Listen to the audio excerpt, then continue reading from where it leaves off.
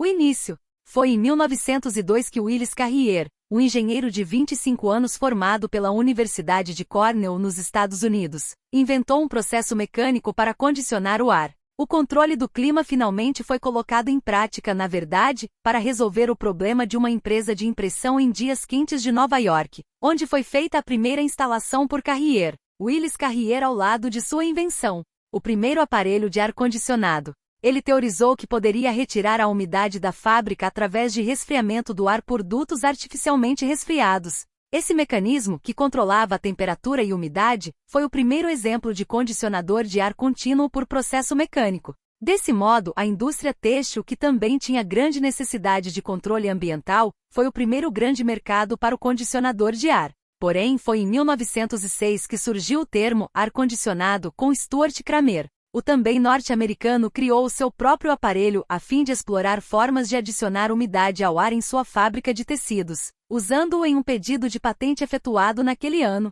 Carrier acabou adotando também o termo e incorporou-o no nome da sua empresa. Os primeiros aparelhos de ar-condicionado, assim como os frigoríficos, empregavam gases tóxicos ou inflamáveis como a amônia, o clorometano e o propano, o que poderia resultar em acidentes fatais se houvesse um vazamento. 1910. Começo a longo prazo. Mansão foi a primeira a receber uma instalação residencial. A invenção demorou a se popularizar porque, em um primeiro momento, seus inventores ainda não tinham percebido o potencial daquelas máquinas de ar frio. A primeira aplicação residencial do ar-condicionado foi feita em uma mansão de Minneapolis, no ano de 1914. No mesmo ano, Carrier instalou o primeiro condicionador de ar hospitalar, no Allegheny General Hospital de Pittsburgh. O sistema introduzia a umidade extra em um berçário de partos prematuros, ajudando a reduzir a mortalidade causada pela desidratação. Em 1919, o Cinema Riviera, em Chicago, convidava os espectadores para sua fábrica de congelamento.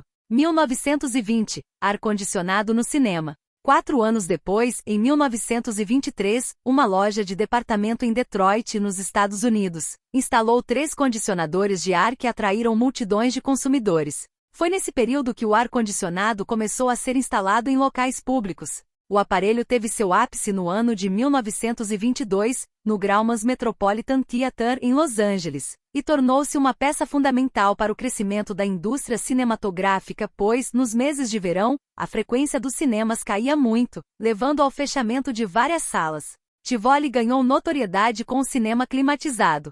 Em Nova York, o Cinema Tivoli, aberto desde 1921, ganhou em 1924 um ar-condicionado que o tornou famoso. As pessoas faziam fila na porta, mais para aproveitar o geladinho do cinema da 8ª Avenida do que para ver os filmes. Os aparelhos também chegaram aos escritórios ainda nesse período. Foram climatizados a Câmara dos Deputados dos Estados Unidos em 1928 e o Senado americano em 1929. Além disso, no final da década, a Carrier já vendia um modelo caseiro, mas a Grande Depressão, período de recessão econômica, esfriou os negócios. 1930. Desaceleramento no comércio. Aparelhos de ar-condicionado foram instalados em escritórios executivos da Casa Branca em 1930, tornando mais agradável o trabalho no verão quente e úmido de Washington.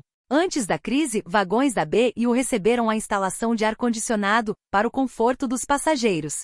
Ainda nos Estados Unidos, os vagões da ferrovia B&U foram os primeiros veículos de passageiros a possuírem condicionadores de ar, também no ano de 1930. Nessa época, Willis Carrier desenvolveu um sistema que viabilizou o ar-condicionado em arranha-céus. A distribuição do ar em alta velocidade através de dutos Via-Thermaster, criada em 1939, economizava mais espaço do que os sistemas utilizados na época. Nesse mesmo ano, os sistemas VAC apareceram nos automóveis, caros, enormes e relativamente ineficazes. Apesar dessa evolução no setor, a crise na economia e a Segunda Guerra Mundial provocaram queda nas vendas do aparelho.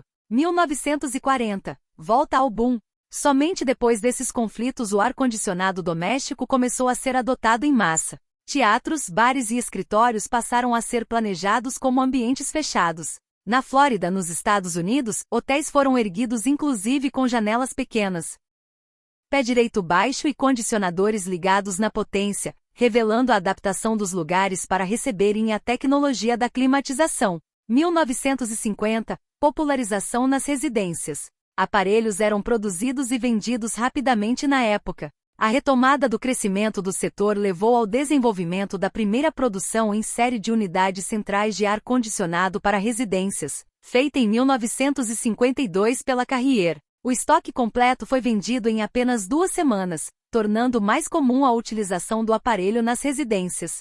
Além disso, em 1957, o primeiro compressor rotativo foi introduzido, reduzindo o tamanho do aparelho e tornando-o mais leve e silencioso. 1960, mercado em expansão. Na década seguinte, o ar-condicionado já não era mais novidade. A partir disso se inicia um mercado de amplitude mundial em constante expansão, com muito espaço para desenvolvimento tecnológico e novidades em produtos, que vai até os dias de hoje. O custo dos aparelhos também foi ficando mais acessível, devido ao boom na década anterior. 1970, janela à vista. Modelos janela começaram a surgir na década de 1970. Os modelos janela começam a surgir no mercado ainda em uma estrutura simples, porém de grande valia para a época, composta basicamente pela condensadora, bobinas e ventilador. Inicialmente eles usavam o fluido R12, vulgarmente conhecido como Freon 12, para refrigerar o ambiente.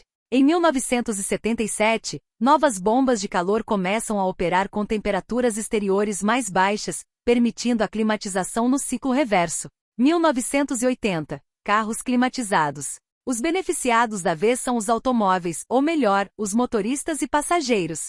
É a partir da década de 80 que os sistemas de ar-condicionado automotivo se tornam acessíveis, pequenos e banais, sendo facilmente instalados nos veículos e tirando o aparelho da lista de itens de luxo. 1990. Consciência sustentável. Protocolo de Montreal estabeleceu novas normas para a emissão de substâncias. Pesquisas confirmam os rumores de que o freon, comumente utilizado até então, está ligado à destruição da camada de ozônio e ele passa a ser proibido em vários países. Apesar de o Protocolo de Montreal, que determina a redução de substâncias nocivas à camada, ser assinado em 1987, é na década de 90 que ações sustentáveis ganham forças no setor de climatização. Marcas como a Honeywell e Carrier desenvolvem refrigerantes que são mais amigos do meio ambiente para serem utilizados nos modelos de ar-condicionado. Anos 2000, Split ganha o mundo. A tecnologia em constante evolução permitiu o desenvolvimento dos modelos Split, separando o ar-condicionado em unidade interna e externa e conquistando seu espaço principalmente nas residências. Em 2003, por exemplo, segundo dados da Abrava, 60% dos aparelhos residenciais no Brasil eram janela e 40% split. Em seguida, a tecnologia inverter também ganhou o gosto dos usuários, por oferecer pouca oscilação de energia e proporcionado economia nos gastos. 2010. Qual o futuro do ar-condicionado? Split continua sendo o preferido nas residências. Nesses últimos anos, o split segue o status de queridinho da população, considerando que 72% das residências e empreendimentos com ar-condicionado utilizavam o split em 2013. Além disso, a inovação tem possibilitado inúmeros avanços no surgimento de novos modelos de aparelhos. Como podemos acompanhar um pouco dentro da história do ar-condicionado? A busca por equipamentos cada vez mais potentes e ao mesmo tempo econômicos revela um futuro que visa a eficiência energética a baixo custo e acessível a todos.